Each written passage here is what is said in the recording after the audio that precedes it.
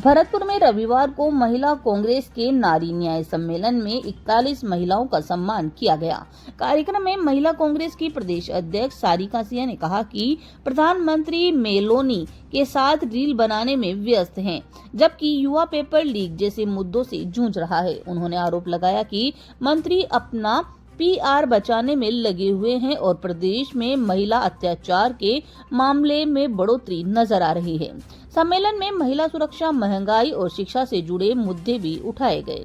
महिला कांग्रेस की प्रदेश अध्यक्ष सारिका सिंह का कहना है कि जब से बीजेपी की सरकार बनी है तब से राजस्थान में रेप, मर्डर, किडनैपिंग में सबसे ऊपर नाम आ चुका है। 2.5 साल पहले नहीं सहेगा राजस्थान कह रहा जनता का वोट बीजेपी ने लिया। अब बीजेपी अपनी आंख और कान बंद करके सोई हुई है।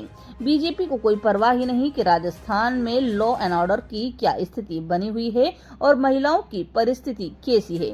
महिला अत्याचार को रोकने की तो छोड़ो, वह संवेदनाओं की 2 शब्द तक नहीं बोल सकते।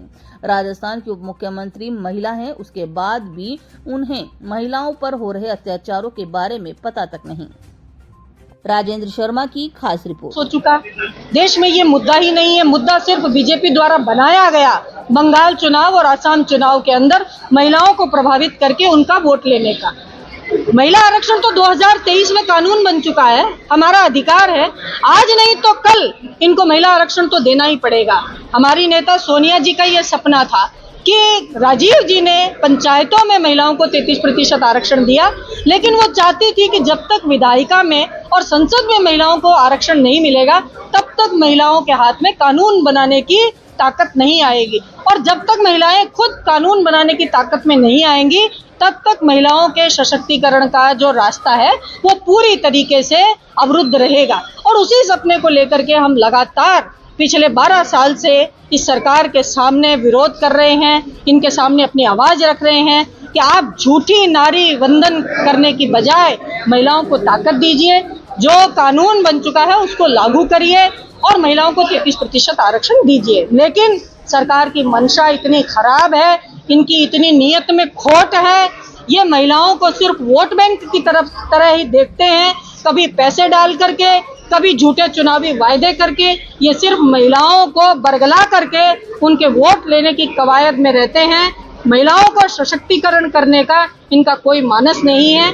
लेकिन कांग्रेस पार्टी, हमारे नेता राहुल जी, सोनिया जी, प्रियंका जी, खड़गे जी के नेतृत्व में हम बिल्कुल संगठित रूप से और महिला आरक्षण के लिए लड़ाई सड़कों पर लड़ रहे हैं और लड़ेंगे और मजबूर करेंगे कि ये जल्दी से जल्दी 543 सीटों पर ही जो ये बहाना बनाते हैं कि हम पहले डिलिमिटेशन करेंगे, संख्याएं बढ़ाएंगे, फिर महिलाओं को हम आरक्षण देंगे, इनकी इस चाल में हम इनको कारगर नहीं होने देंगे। 543 सीटों पर ही हम हमारा आरक्षण का अधिकार लेकर रहेंगे। उसने वार्तालाप किया, बातें करी और उसमें महिलाओं को बीच में लेकर के आया।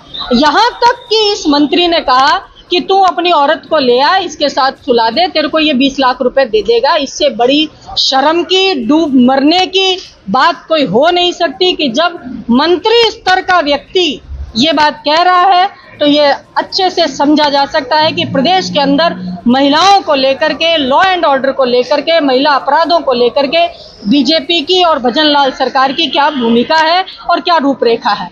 इसलिए महिला कांग्रेस ने ये तय किया है। कल भी हमने पूरे प्रदेश के अंदर गौतम दत्त के विरुद्ध में भी उसके खिलाफ आंदोलन किया था, प्रदर्शन किया था और आने वाले समय में भी हम महिलाओं के मुद्दों को लेकर के सड़कों पर उतरेंगे और इनको मजबूर करेंगे कि ये राजस्थान के अंदर महिलाओं के जो मुद्दे हैं, सुरक्षा का जो मुद्दा है, महिलाओं की जो हाइजीन का मुद्दा है, आप आज भी देखिए कि महिला जो स्कूलों की स्थिति ये है कि वहाँ पर बच्चियों के लिए टॉयलेट नहीं बने हुए हैं। 6 घंटे तक बच्चियों को टॉयलेट कंट्रोल करना पड़ता है और उसके चलते गंभीर बीमारियों से वो ग्रस्त होती हैं, लेकिन सरकार सोई पड़ी है, कोई लेना देना नहीं है।